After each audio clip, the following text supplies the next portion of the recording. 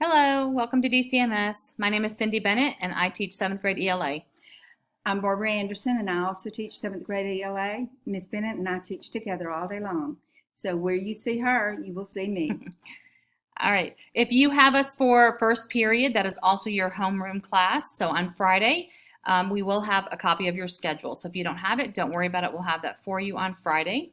Some of the supplies that you need to have is a folder, paper, pens and pencils, highlighters, and a composition notebook like this.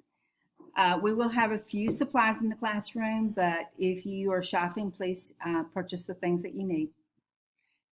The composition book is housed in our classroom, so make sure that you do have one that can stay in the classroom. It's not shared with another class. And lastly, if you have any questions, please reach out to either one of us. We'll be available by phone or email, and you can contact us that way.